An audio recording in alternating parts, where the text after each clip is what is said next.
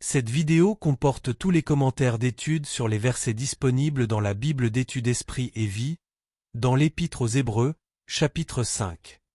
Verset 1. Tout souverain sacrificateur. 2 qualifications sont nécessaires pour un sacerdoce efficace. Premièrement, le sacrificateur doit être compatissant, doux et patient avec ceux qui s'écartent du chemin par ignorance et à cause de péchés ou de faiblesses involontaires. Verset 2, chapitre 4 verset 15, voir Lévitique chapitre 4, Nombre 15 versets 27 à 29.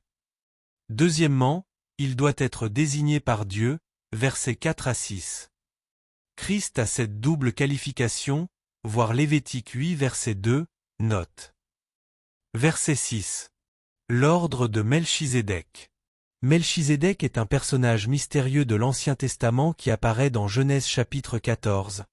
Il était sacrificateur du Dieu Très-Haut à Salem, peut-être Jérusalem, chapitre 7 verset 1, Genèse 14 verset 18, Psaume 110 verset 1 à 4, avant l'époque du sacerdoce lévitique. Le sacerdoce de Christ est de la même catégorie que celui de Melchizedek, voir chapitre 7 verset 1 à 3, note. Verset 7. Grand cri et avec larmes. Ce passage se réfère probablement à la prière intense de Jésus dans le jardin de Gethsémané. La prière de Jésus a été exaucée, non pas en ce que Dieu lui a épargné tout ce que la mort impliquait, mais parce qu'il a reçu de Dieu l'aide lui permettant de supporter les souffrances qui lui étaient réservées. Il arrive que nous soyons aussi amenés à affronter des épreuves et que nos prières ferventes semblent rester sans réponse.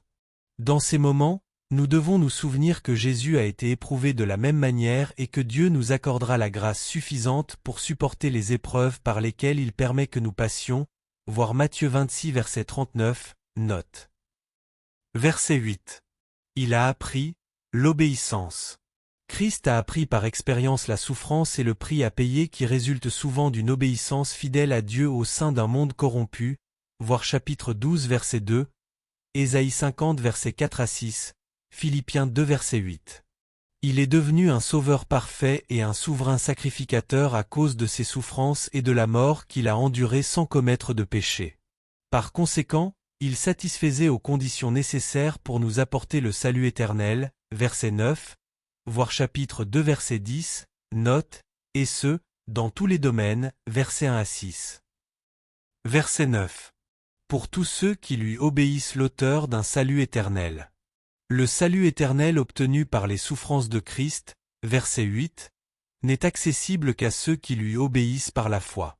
La foi qui sauve est une foi obéissante, Jean 8 verset 31, Romains 1 verset 5, 16 verset 26, Jacques 2 verset 17 à 26.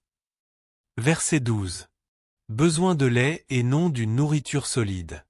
Voir l'article intitulé 3 sortes de gens. Verset 14. Discerner ce qui est bien et ce qui est mal.